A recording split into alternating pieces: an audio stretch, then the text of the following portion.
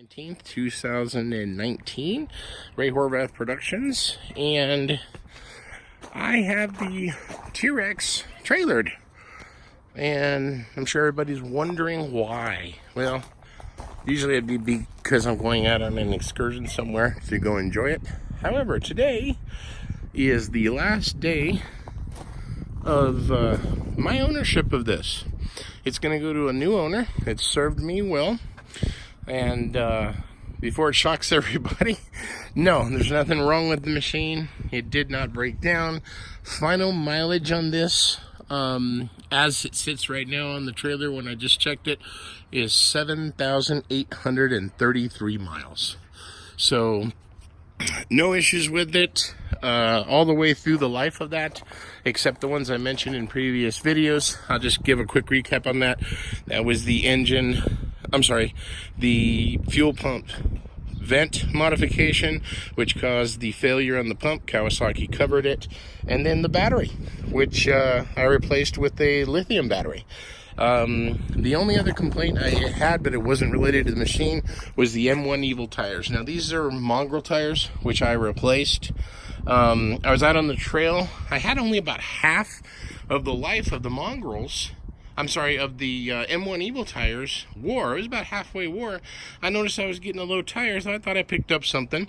But what was happening is 2 of the 4 tires I was developing cracks all along the inside here, and it was just leaking air. I carry a soap bottle that I spray so I can see air coming out, and it was cracked all the way along, multiple sides, both sides, everywhere, and it was on 2 tires.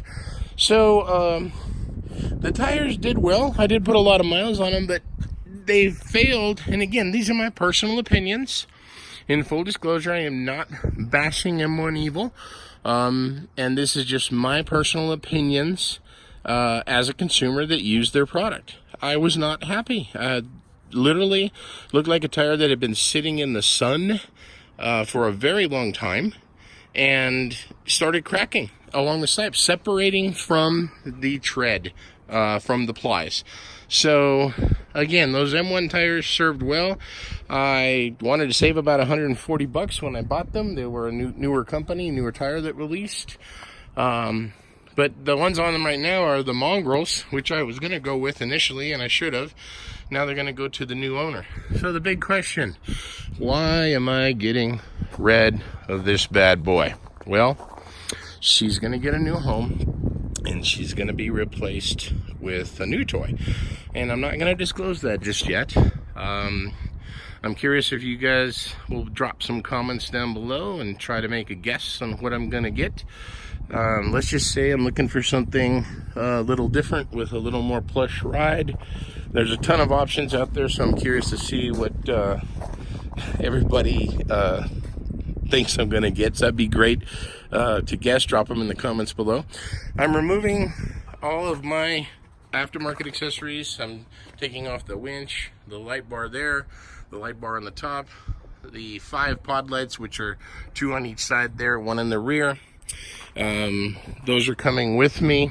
Whether or not they go on the new toy or not, I'm not quite sure yet, but I will disclose that in my next video once I get the new toy. Now, for those of you that own Teryx, I'm going to tell you right now, this thing has been wonderful. It's a great machine. I'm very pleased with it. Kawasaki did a good job, very reliable. Of course, assembled in Nebraska. You bought a good machine. The only 2 issues, again, as I've done in my previous videos, was the pump covered by Kawasaki and the battery, which tends to go out. I had no CV joint braking, no suspension problems as far as them braking, nothing like that, and a ton of miles put on this thing. So I appreciate all the views. The next toy that I get, I'll be continuing reviews on that. So it's going to change a little bit. Again, I'm excited about the change. I'm curious what you guys think I'm going to get. Please drop it in the comment below. I appreciate the views and everybody's support. This is just a short video because it's getting ready to go to its new owner.